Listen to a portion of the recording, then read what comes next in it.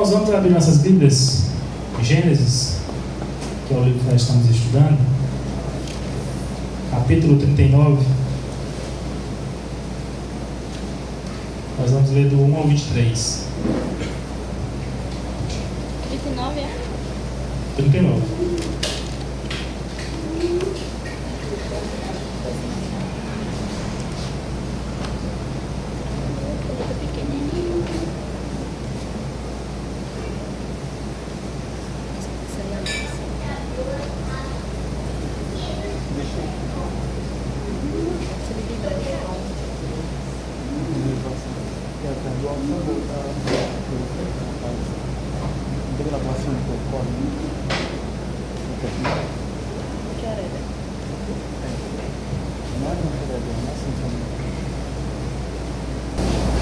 Todos acharam?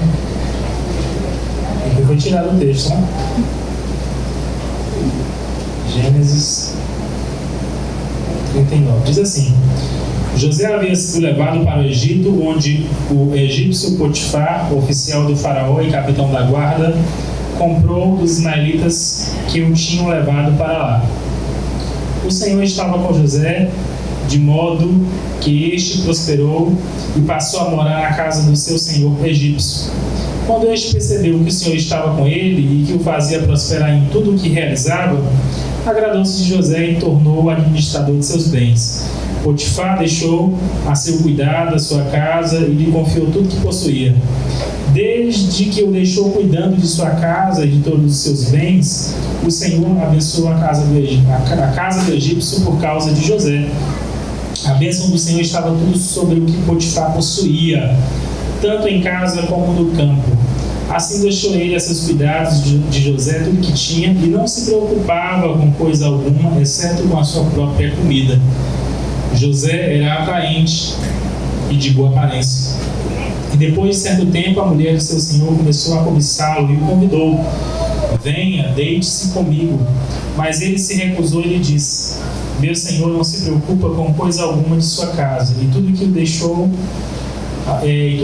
que tem deixou aos meus cuidados. Ninguém desta casa está acima de mim, ele nada me negou, a não ser a senhora, porque é a mulher dele. Como poderia eu então cometer algo tão perverso e pecar contra Deus? Assim, embora ela insistisse com José dia após dia, ele se recusava a deitar-se com ela e evitava ficar perto dela. Um dia ele entrou na casa para fazer suas tarefas e nenhum dos empregados ali se encontrava. Ela o agarrou pelo manto e voltou a convidá-lo: vamos, deite-se comigo. Mas ele fugiu da casa, deixando o manto na mão dela. Quando ela viu que ao fugir ele tinha deixado o manto em sua mão, chamou os empregados e lhes disse: vejam, este hebreu nos foi trazido para nos insultar. Ele entrou aqui e tentou abusar de mim, mas eu gritei. Quando me ouviu gritar por socorro, largou seu manto ao meu lado e fugiu da casa. Ela conservou o manto consigo até que o senhor de José chegasse a casa. Então repetiu a história: aquele escravo hebreu que você nos trouxe aproximou-se de mim para me insultar. Mas quando gritei por socorro, ele largou o manto ao meu lado e fugiu.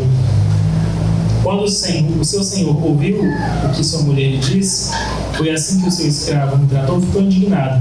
Mandou buscar José e lançou na prisão em que eram postos os prisioneiros do rei. José ficou na prisão, mas o Senhor estava com ele e o tratou com bondade, concedendo-lhe simpatia do carcereiro.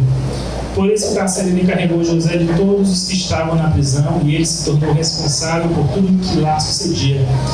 O carcereiro não se preocupava com nada do que estava a cargo de José, porque o Senhor estava com José e lhe concedia bom êxito em tudo que realizava. Amém? Oremos. Senhor, nós queremos te louvar, Pai, porque a tua palavra não mente, não pode mentir, não volta atrás. A tua palavra é a verdade, a tua palavra é luz que ilumina, Senhor. A tua palavra é a espada que corta, Deus, que discerne pensamentos, sentimentos, desejos do coração. A tua palavra, Deus, é fogo, a tua palavra é vida. E nós te clamamos que o Senhor venha nos iluminar através da tua palavra, que possamos ouvir a tua voz, que possamos entender os teus ensinamentos e que, mais que isso, o Senhor nos capacite através do teu Espírito a colocar em prática a tua palavra, Deus, e te obedecer dia após dia. É a nossa oração, em nome de Jesus. Amém. Meus irmãos, nós queremos pensar hoje sobre integridade a qualquer custo.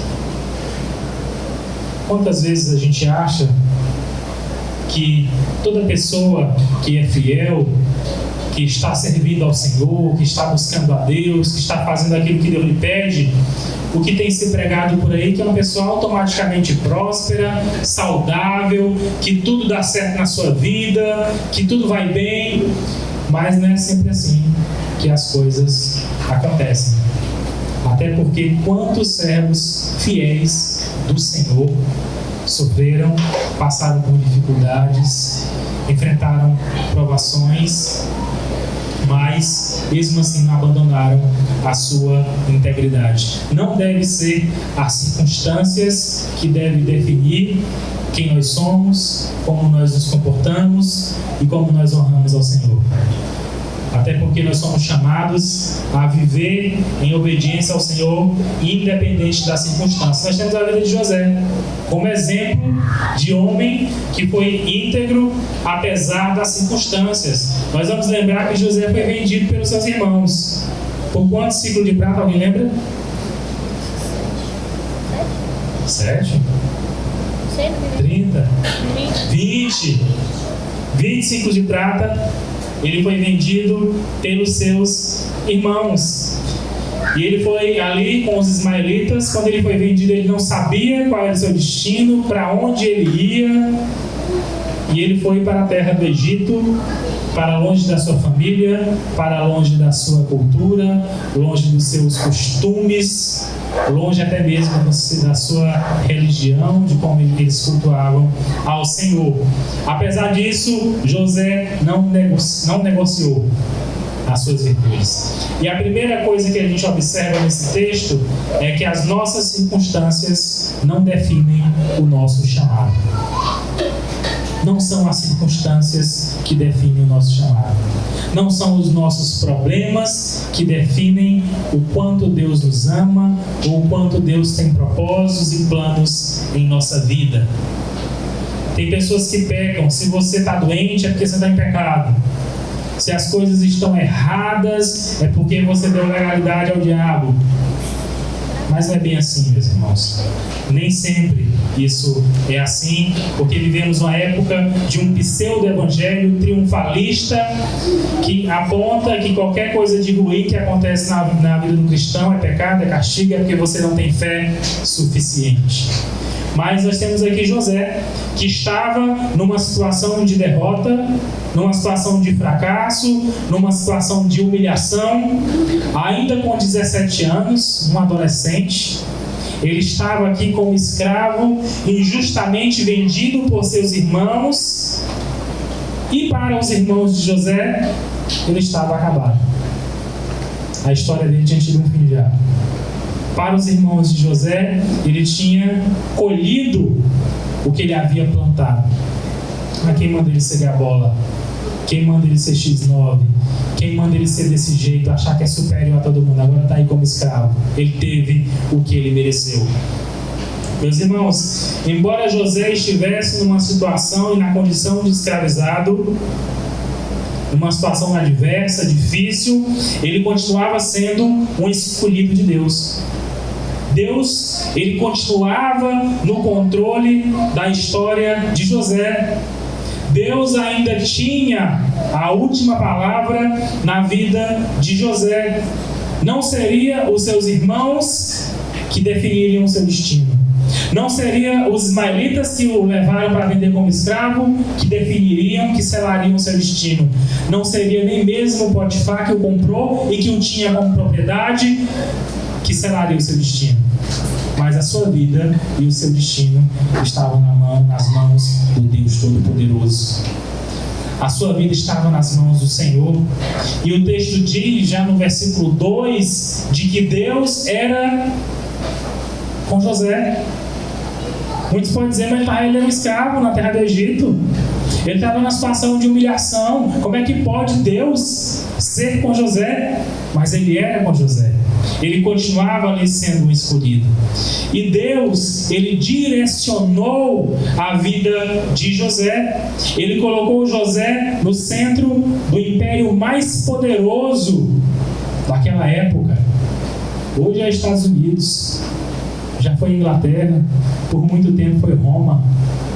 Mas naquela época o Egito era a nação mais poderosa da terra, mais organizada, que tinha a melhor ciência, que tinha o melhor exército.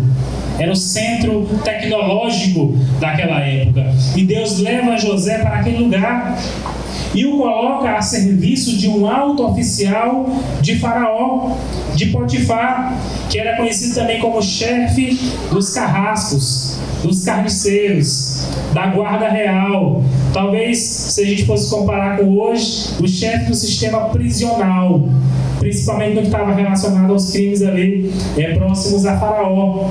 Era chefe dos carrascos. E ele estava servindo a esse homem que estava bem próximo de Faraó. Em algumas traduções vão dizer que ele era eunuco. Alguns dizem que é oficial, outros vão dizer que de fato ele era eunuco porque ele poderia ter se castrado para poder estar ali servindo no palácio, em uma alta posição, trocando assim essa sua situação para que pudesse servir ao rei mais perto.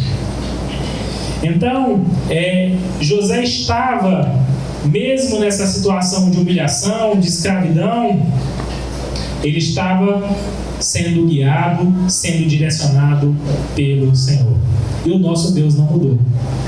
O nosso Deus permanece o mesmo. A nossa vida não está à deriva. A nossa vida não está ao léu. Nós não estamos cantando "Deixa a vida me levar, a vida leva eu". Nós não estamos com a nossa vida jogada a circunstâncias ou a nossa própria sorte. Mas o Senhor, o Deus Todo-Poderoso, continua tendo o controle da vida dos seus filhos. E se você é um filho de Deus, Deus está no controle da sua vida, no controle das circunstâncias. Porque fiel é aquele que nos chamou e é poderoso para guardar o nosso tesouro até o dia final. A nossa circunstância atual, seja de dor, doença, fracasso, sofrimento, ou até mesmo de bonança, ou até mesmo estando bem, ela não define o nosso chamado. Não é a nossa circunstância que diz se nós somos ou não amados por Deus. Porque quantas vezes, quando tudo vai mal, a gente se questiona: será que Deus está vendo? Será que Deus se importa? Eu sou tão ruim mesmo que eu acho que Deus me largou de mão.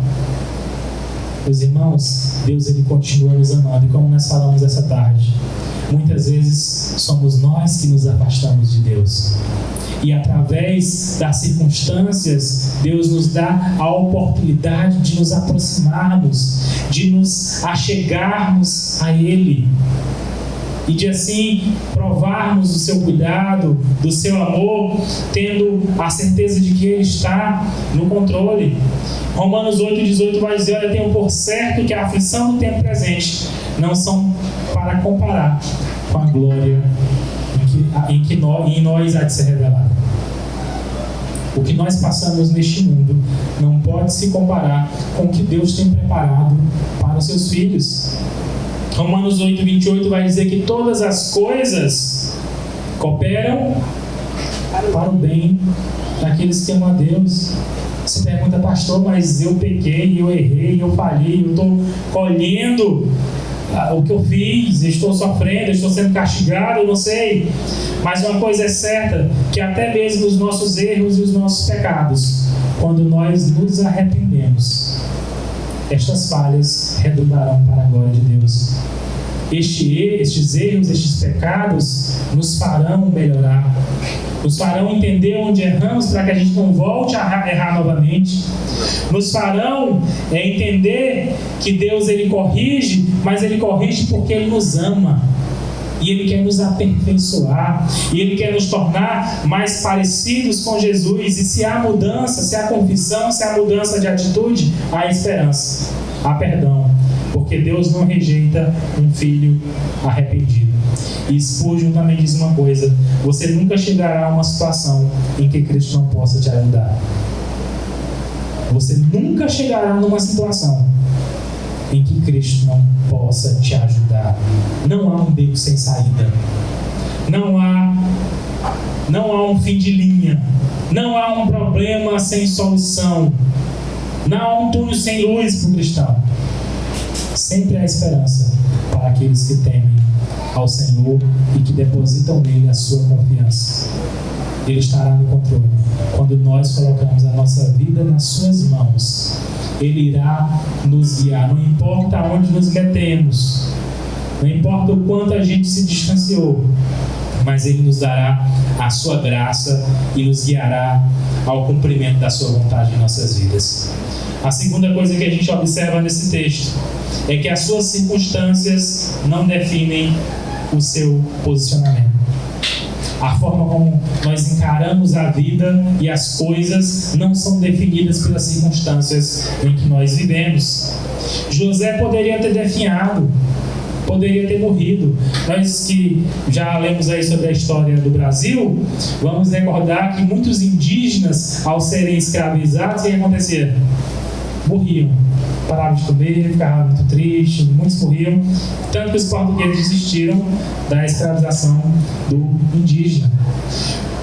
José poderia ter morrido de depressão, de tristeza, ou poderia também ter se tornado um escravo que fazia só o básico, que empurrava com a barriga.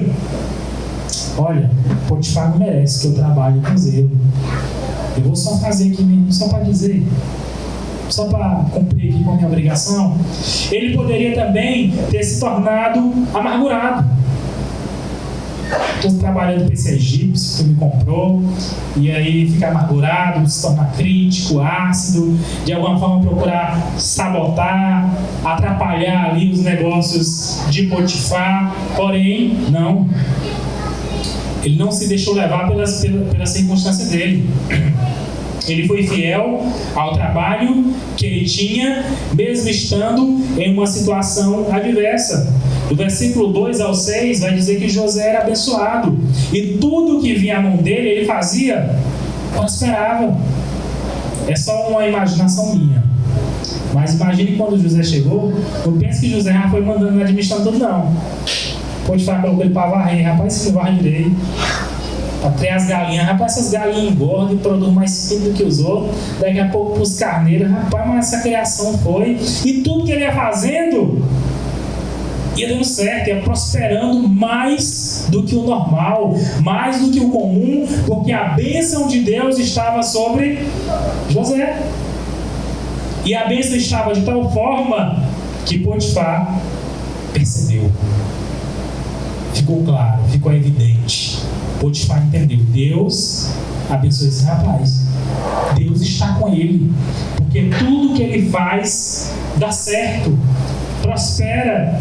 E então o texto vai dizer que José foi levado a morar na casa de Potifar, o que nos faz entender que no começo ele não morava. Talvez morasse no campo, talvez morasse em outro lugar, cuidando dos negócios dele ali, trabalhando no braçal. Mas à medida que ele foi desempenhando a sua função, foi prosperando, sendo abençoado, ele foi levado para morar na casa de Potifar. E o texto vai dizer que José administrava também, foi colocado como administrador, como mordomo sobre tudo que Potifar tinha. E o texto vai dizer que chegou a tal ponto a confiança de Potifar em José, que ele só sabia do que ele comia. Ele não sabia quantas cabeças de gado, quantas galinhas, quantos carneiros, qual era a produção que ele tinha lá de trigo, de milho, quantos servos. Ele não tinha, ele nem fazia a auditoria da contabilidade, porque ele confiava em José e ele viu a bênção de Deus sobre a vida de José de tal forma que ele deixou tudo nas mãos de José, e José gere com zelo, gere com excelência o patrimônio de Potifar. Ele tem um posicionamento de fidelidade, de zelo, dando o seu melhor, mesmo sendo um escravo. O texto vai dizer no final que ainda quando ele foi preso, ele achou graça, ganhou a confiança do carcereiro, que também ele passou a trabalhar como administrador da prisão, de tal forma que o carcereiro também nem se preocupava com nada que tinha colocado nas mãos de José, porque ele dava conta do serviço, ele fazia tudo direito, ele era uma pessoa altamente confiável, zeloso no que ele fazia. Mesmo quando foi preso injustamente, ele poderia ter se reclamado, se revoltado, mas ele continuou dando o seu melhor. Meus irmãos, às vezes nós queremos atingir grandes posições, às vezes queremos ter grandes funções, às vezes queremos ter muito mais dinheiro, queremos ter muito mais prosperidade, mas muitas vezes nós não somos fiéis nas pequenas coisas. Muitas vezes a gente não faz com zelo, com excelência, o pouco que Deus tem colocado na nossa mão. Muitas vezes a gente faz de qualquer jeito, empurra com a barriga, vai, leva. Nós devemos ser fiel no pouco, porque se Deus quiser, se tiver um propósito dele sobre mais, é Ele quem nos colocará. É nas pequenas coisas, é naquilo que ninguém está vendo, é naquilo que ninguém está aplaudindo. Nessas coisas também devemos ter zelo, dedicação no que estamos fazendo, seja na igreja, seja em casa, seja no serviço, seja em qualquer lugar. Nós devemos fazer como se estivéssemos fazendo para quem? Para o Senhor. É o que o Paulo vai dizer. A terceira coisa que nós vemos nesse texto é que as nossas circunstâncias não definem o nosso caráter. Você já ouviu aquele ditado que diz que a ocasião que faz o ladrão? É mentira. A ocasião não faz o ladrão. A ocasião revela, traz à tona, manifesta o ladrão. A pessoa era um ladrão, só que ela não tinha oportunidade. E aí quando ela tem a chance, ela se faz aquela oportunidade. Assim como a gente diz, fulano mudou tanto porque tem dinheiro, porque tem uma boa posição, porque tem poder. Ele não mudou, ele só revelou o que já tinha no coração dele e antes não tinha a oportunidade de revelar. Não é a circunstância que vai definir o nosso caráter. José estava aqui a centenas de quilômetros do seu pai, dos seus irmãos, da sua cultura, das pessoas que praticavam ali a sua religião.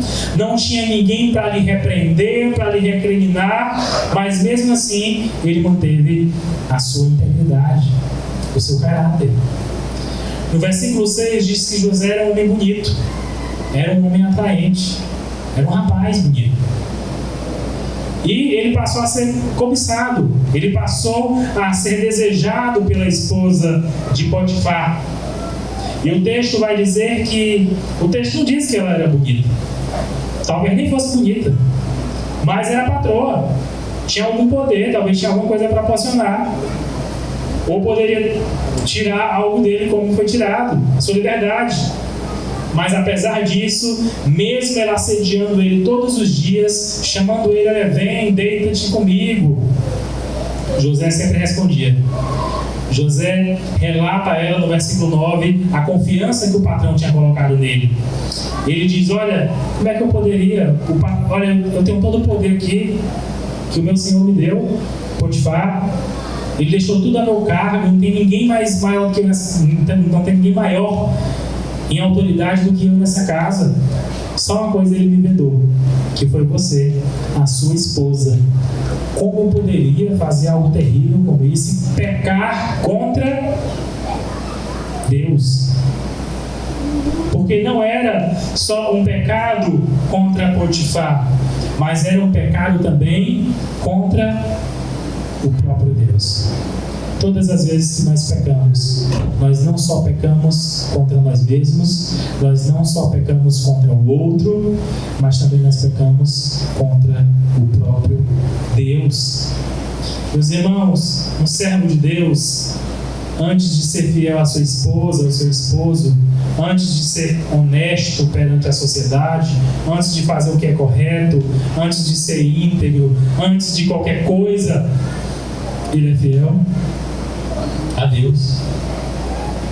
Se eu sou fiel à minha esposa Nélia, não é por causa dela simplesmente, somente. É antes de mais nada pela fidelidade ao Senhor. Porque às vezes o outro talvez não descubra, talvez não saiba, talvez nunca venha saber do que você faz. Mas uma coisa é certa, nada passa desapercebido diante dos olhos do Senhor. Tudo que nós fazemos, pensamos ou falamos é exposto diante de Deus. E é engraçado que muitas vezes a gente tem muito medo. Mas se alguém ver, eita que eu falei isso, a gente é menino, tá na igreja, né? Alguém fala alguma coisa, ou xinga alguma coisa da igreja, eu digo assim, eita, da igreja, não pode falar isso não. Mas a preocupação é com que os outros estão vendo, e muitas vezes a gente não se preocupa com Deus, que é o principal.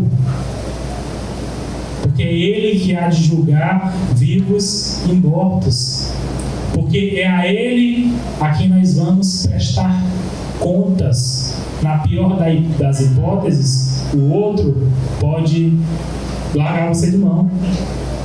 Na pior das hipóteses, uma quebra de confiança, o outro pode deixar, pode abandonar, pode não querer mais contato com você. Mas é só aqui nessa terra. Agora, se nós pecamos contra Deus, se nós vivemos no pecado contra o Senhor, se Deus nos rejeitar, essa rejeição não será apenas deste mundo, mas será uma condenação eterna. Então é com Deus que nós devemos nos preocupar.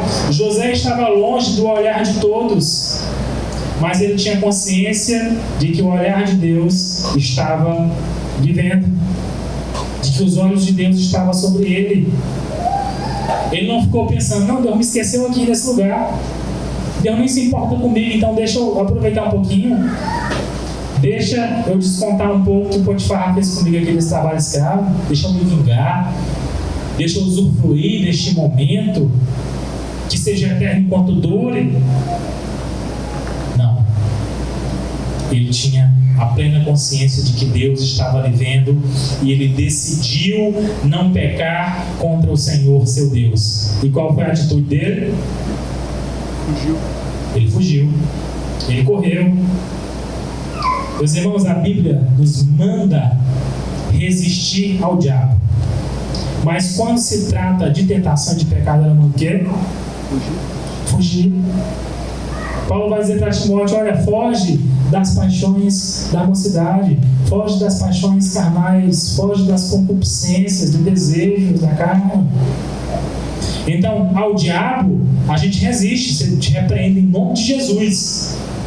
Agora, quando se trata de tentação, não adianta ser forte.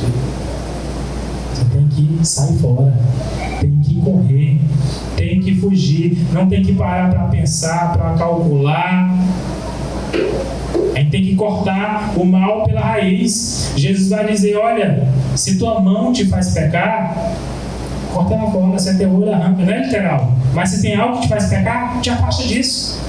É uma pessoa, é uma rede social, é a internet, é o que?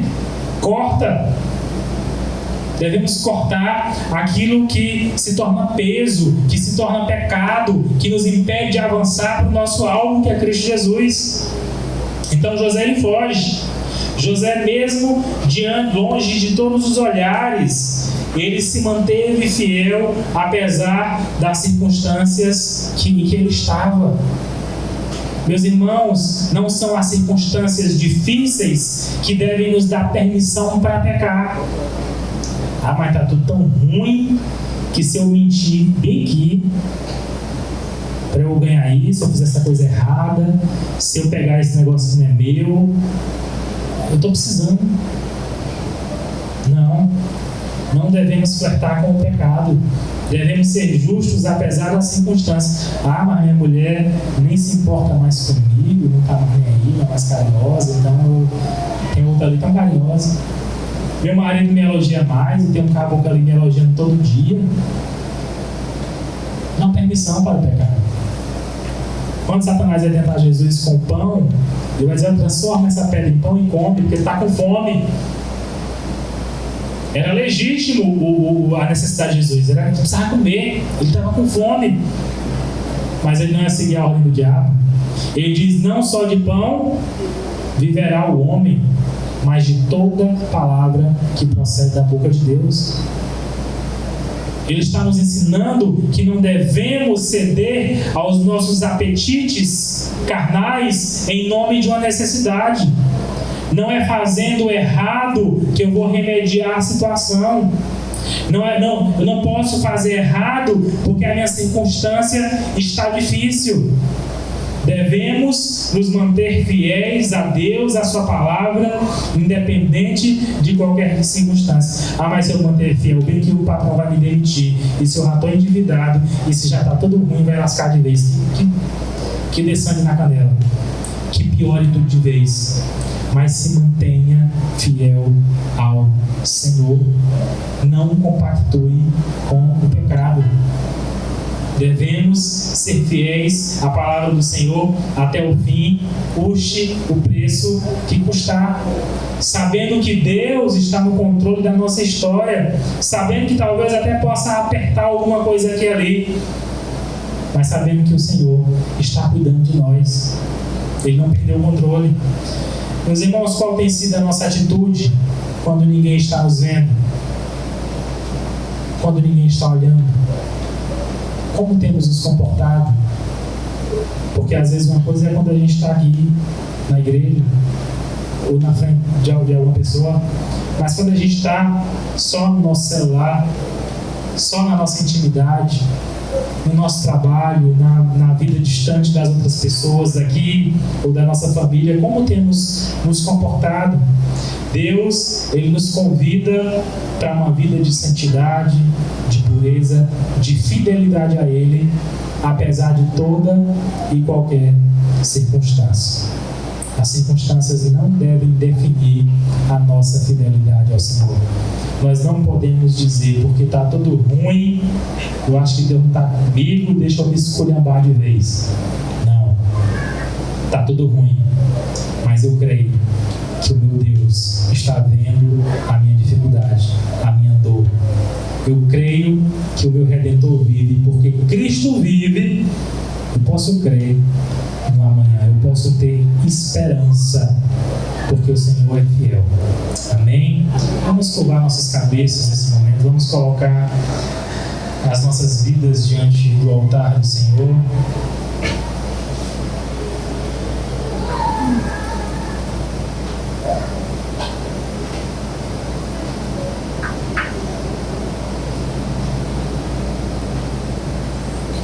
Senhor, nós queremos te louvar pela tua palavra, Pai. Queremos te louvar porque não são as circunstâncias que definem o tamanho do teu amor por nós, mas é o preço que foi pago em nosso favor que diz o quanto o Senhor nos ama. E este preço foi o sangue de Jesus, teu Filho. Um preço incalculável, impagável por qualquer pessoa. E nós te louvamos pelo teu grande amor. Te louvamos porque somos filhos e filhas amados pelo Senhor. Te louvamos porque as nossas vidas, Senhor, elas não estão à deriva. Nós não estamos à nossa própria sorte. Mas te louvamos porque o Senhor é o Senhor da história. É o Senhor da nossa história. E nós cremos, Pai, que o Senhor está nos conduzindo rumo ao céu, a Jerusalém Celestial, rumo ao cumprimento da Tua vontade, rumo a uma vida onde venhamos viver os Teus propósitos, Senhor. Nós te louvamos, Pai, por tudo que o Senhor tem nos falado e te clamamos, Deus. Nos capacita a vivermos em integridade ao Senhor, apesar de toda e qualquer circunstância. Nos capacita a vivermos uma vida com zelo, com excelência em tudo que fazemos, como se fizéssemos para o Senhor, porque é para o Senhor em última instância. E que assim, Pai, possamos ser pessoas conhecidas, como pessoas zelosas, como pessoas dedicadas, Senhor, em todos os ambientes que vivemos, na nossa família, na nossa vizinhança, no nosso trabalho, no meio dos nossos amigos, que possamos assim ter esse diferencial como José teve, dando o nosso melhor, fazendo o nosso melhor, caminhando em direção ao melhor, apesar de toda e qualquer dificuldade, Deus. Que o Senhor possa imprimir em nós o caráter de Cristo, Pai. Nos molda, Senhor, nos transforma, e nós te pedimos, nos desperta, Pai. Nós sabemos e vemos que o dia da volta de Jesus se aproxima, e nós te clamamos, nos prepara para que possamos estar prontos para esse dia e assim termos esse encontro com o Senhor. Assim, Pai, que o amor de Deus, nosso Pai, que a graça de Cristo Jesus, o Filho, e que o doce consolo e conforto do Espírito Santo seja com todos nós, hoje e sempre, em nome de Jesus. Eu lhe concedo uma semana abençoada na graça de Jesus. Amém?